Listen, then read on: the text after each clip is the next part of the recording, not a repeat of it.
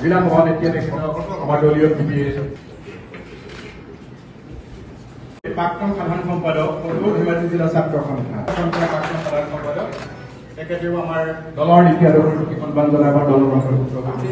তেখেতকো আমি দলীয়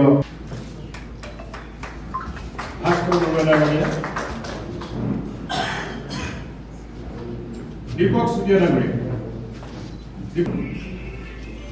next army Achyut Chutia ডাঙৰীয়া জনতা পাৰ্টি অন্তৰ্ভুক্তি হৈছে।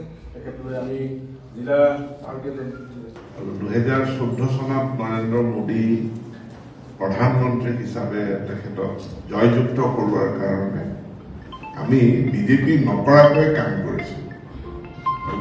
বিশেষ মোৰ ক'বলগীয়া নাই। আমি কংগ্ৰেছ দলটো কিয় ত্যাগ কৰিছোঁ? আজি কংগ্ৰেছ দলটোৰ নেতৃত্বৰ অভাৱ, নেতৃত্ব গোটেই কংগ্ৰেছ দলটো ধ্বংস কৰি পেলাইছে আৰু ইয়াৰ ভৱিষ্যত নাই।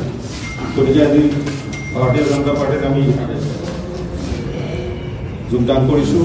আজি ধেমাজিত আমাৰ কাৰণে আনন্দৰ কথা যে ভাৰতীয় জনতা পাৰ্টিত আজি কেইবাগৰাকীও বিশিষ্ট ব্যক্তি যোগদান কৰিছে। ভাৰতীয় জাতীয় কংগ্ৰেছৰ নেত্ৰী তথা জিলা পৰিষদৰ প্ৰাক্তন সভানেত্ৰী জ্যোতিপ্ৰভা পেগু ডাঙৰীয়ানী আৰু তেখেতৰ স্বামীও কংগ্ৰেছ নেতা, তেখেত জিলাৰ উপসভাপতি আছিল প্ৰিয় পৱন দলে। তেওঁলোক দুয়ো লগত বহুখিনি সতীৰ্থ লৈ আজি ভাৰতীয় জনতা পাৰ্টিত যোগদান কৰিছে। সমান্তৰালভাৱে সদৌ অসম ছাত্ৰ সন্থাৰ ধেমাজি জিলাৰ প্ৰাক্তন সাধাৰণ সম্পাদক আৰু তেখেতৰ বহুখিনি সতীৰ্থ কল্যাণ গগৈ আৰু তেওঁৰ সতীৰ্থসকল তেওঁলোকেও আজি ভাৰতীয় জনতা পাৰ্টিত যোগদান কৰিছে।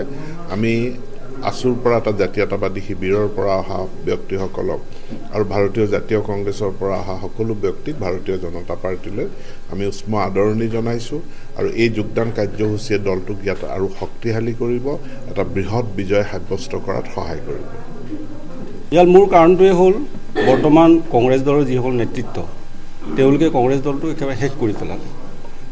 নহ'লে আমি ইমান নিষ্ঠা সহকাৰে কংগ্ৰেছ কৰি থকা মানুহ 30 বছৰ ধৰি কংগ্ৰেছ কৰিছিলোঁ, কিন্তু নেতাসকলে যিখিনি কাৰুকাৰ্য গতিকে সেইখিনি সহ্য কৰিব নোৱাৰি কংগ্ৰেছ দল ত্যাগ কৰিবলৈ বাধ্য হ'ল আৰু ভাৰতীয় জাতীয় জনতা পাৰ্টি আজি যি বিশ্বব্যাপী জনপ্ৰিয়তা, এই জনপ্ৰিয়তাত আকৃষ্ট হৈ আমি আজি জইন কৰিছোঁ।